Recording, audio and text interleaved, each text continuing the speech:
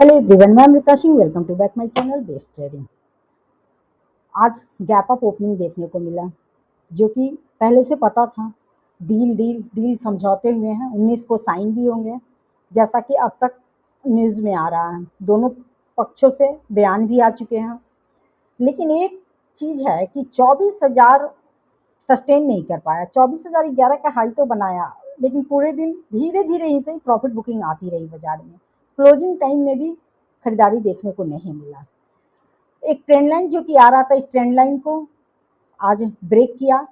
अब अगर निफ्टी को डाउन साइड आना है तो शायद ये भी हो सकता है कि ये रीटेस्ट करें।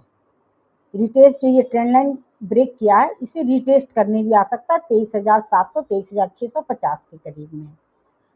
और अगर निफ्टी को नीचे आना पड़ेगा, क्योंकि बैंक निफ्टी के कंपोनेंट काफ़ी दिनों से मूव कर रहा है, एक रेजिस्टेंस पे चला गया है, वहाँ पे प्रॉफिट बुकिंग आ सकती है।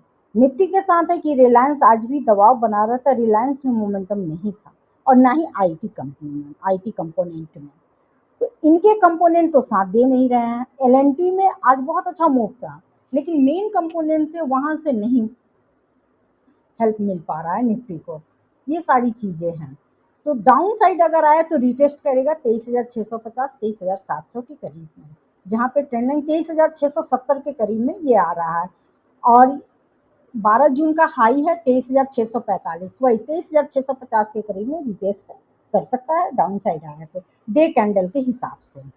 और अपसाइड जाने के लिए आज के हाई के ऊपर जाना पड़ेगा। वैसे भी 24,070 के ऊपर ही अपसाइड का मोमेंटम मिलेगा, क्योंकि वीकली टाइम फ्रेम में 10 और 20 दिनों के मूविंग एवरेज के बीच में आज कैंडल फंसा हुआ है। वीकली में अगर आप चेक करेंगे तो 10 और 20 दिनों के मूविंग एवरेज के बीच में आज की कैंडल फंसी हुई है।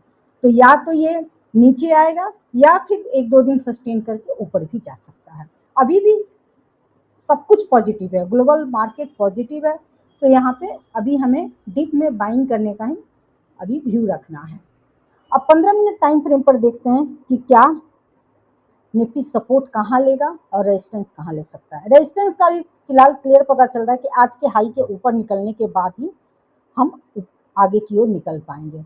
सपोर्ट देख लेते हैं कि हमें कहाँ कहाँ और मिल सकता है। 23,900 पे अच्छे खासे पुट राइटिंग थी, लेकिन उसे ब्रेक करके 23,850 के पास करीब क्लोज किया है। 23,800 पे अभी भी पुट राइटिंग है। तो ऐसा भी हो सकता है कि आज जहाँ क्लोज हुआ है, अगर वहीं पे ओपन हो रहा है और वहाँ से अपसाइड जा रहे हैं, तो वापस फिर हम 24,000 के पास आए। लेकिन इसके लिए कंपोनेंट पे विशेष ध्यान रखना पड़ेगा।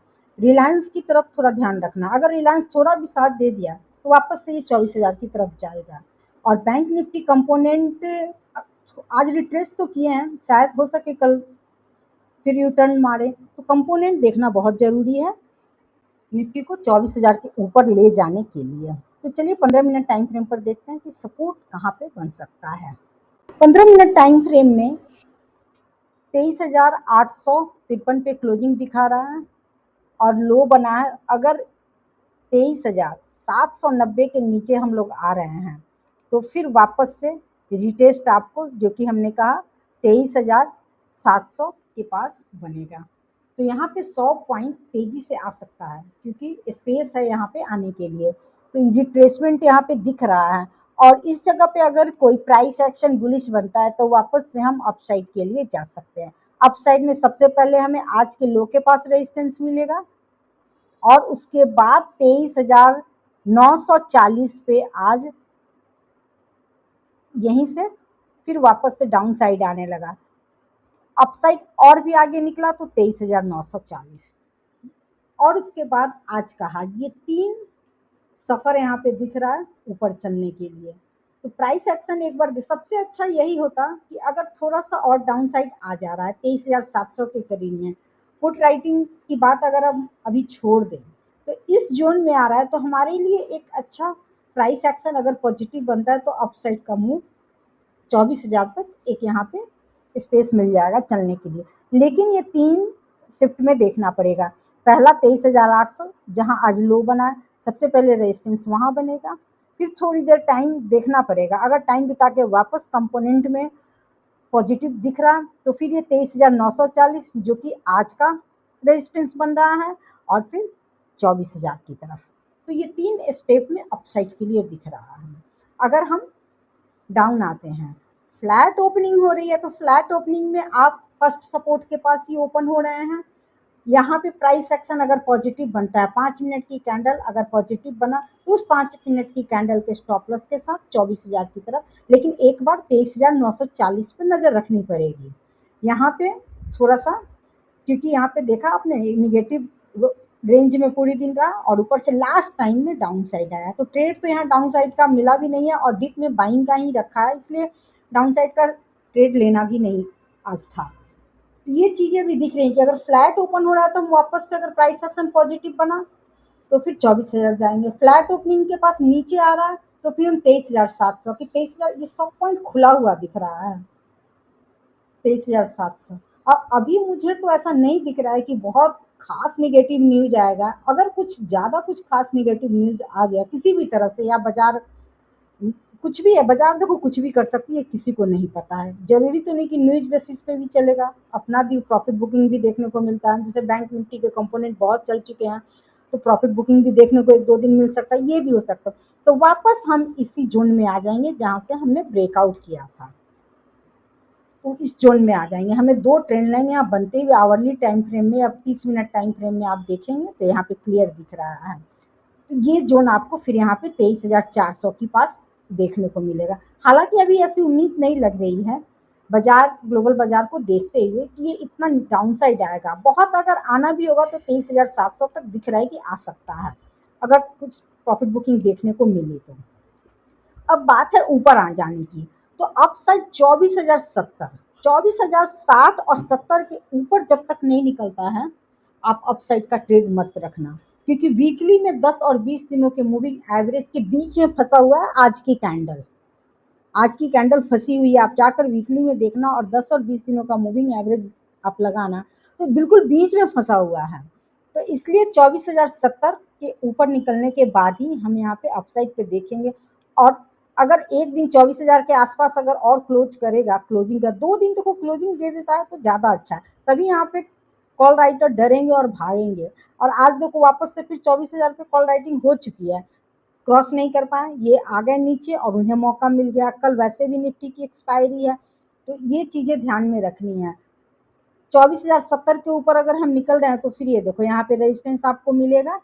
ये जोन थोड़ा सा खुला हुआ है, मुझे लग रहा है ना कि यहाँ पे बहुत स्पीड से ऊपर जाएगा, बहुत स्पीड से ऊपर जाएगा। एक तो ये गैप है, इस गैप में कुछ गैप रह गए थे, हालांकि आधा गैप ये फिल किया था करीब 26 में को, लेकिन पूरा गैप नहीं फिल किया था। यहाँ पे ये गैप डाउन हुआ था, ठीक है, ये गैप डाउन हुआ था और इस गैप को आधा ही फिल किया था।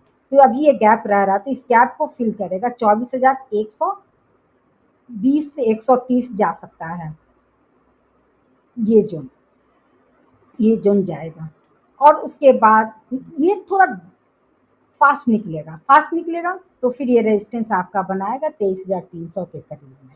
लेकिन आप ध्यान रखना कि 24,070 निकलने के बाद ही फिर हम अपसाइड के लिए सोचेंगे।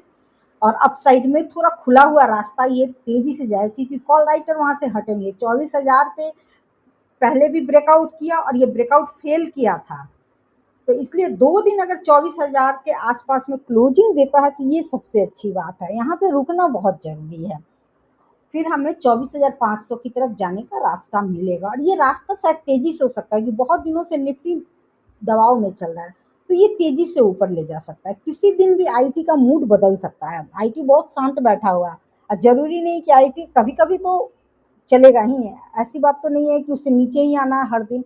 कभी कभी तो थोड़ा बहुत ऊपर चलेगा। मान लो जो चीजें 20 दिन नहीं चल रही है, 2 दिन तो चलेगा, तो वो 2 दिन कोई भी दिन हो सकता है। तो आईटी लगातार दबाव में आ रहा है, तो किसी दिन भी आईटी भी मूड बना सकता है चलने के लिए। तो जब आईटी मूड बनाएगा उधर से रिलायंस भी मूड बना लेगा चलने के लिए। रिलायंस में भी एक हेल्दी करेक्शन हो चुका है, तो ये दोनों किसी दिन भी चल सकते हैं, मुझे जैसा अंदाजा दिख रहा है। बहुत शांत के मोड में बैठे हुए हैं, शांति के मोड में वो बैठे हुए हैं, तो इसलिए ये आपको 24,500 तेजी से जा सकता है, यहाँ पे अपसाइड में दिख रहा है। लेकिन सब कुछ तभी संभव है जब 24,000 पे थोड़ा 1-2 दिन टाइम बिताता है, उसके बाद अपसाइड जाएगा। और हमें डिप में बाइंग के लिए सोचना है, अगर कल डिप मिलता है तो हम बाई करेंगे। 24,800 पे भी हमें वेट करना है क्योंकि वहाँ पुट राइटिंग है और कल एक्सपायरी है, ध्यान रखना है। तो 24,800 पे भी एक बार हमें देखना पड़ेगा। 24,800 के नीचे अगर आ रहा है तो 24,700 पे तो बिल्कुल रुकना है क्योंकि वह रिट्रेसमेंट पॉइंट है। तो ये सारी चीज़ें हम, ये सपोर्ट और रेजिस्टेंस हमें दिख रहा है। 24,000 तक ही कल को हम दे रखते हैं और डाउन साइड में अगर 24,800 पे मिलता है या 24,850 भी सही जोन है। अगर यहाँ पे भी कोई प्राइस एक्शन पॉजिटिव बनता है तो फिर यहाँ पे एक ट्रेड बनाया जा सकता है अपसाइड के लिए। तो यही सारी चीज़ें हैं, देखते हैं कल कैसे परफॉर्म कर रहा है बाजार। फिलहाल अब तक भी सारा कुछ पॉजिटिव है ग्लोबल, कल भी देखना पॉजिटिव। अभी 19 तक पॉजिटिव रहेगा जब तक साइन नहीं हो रहा है। साइन शायद 19 को हो जाएगा और अभी 2-3 दिन मुझे लग रहा है कि पॉजिटिव रहना चाहिए बाजार। और फेड का आउटकम भी निकल कर आने वाला है तो उन बातों का भी ध्यान रखना है। तो अभी उथल पुथल बाजार में बनी रहेगी, तो थोड़ा सावधान रहना है और डिप में बाय करने के लिए सोचना है। Thank you. वीडियो अच्छी लगी हो तो लाइक शेयर सब्सक्राइब जरूर करें।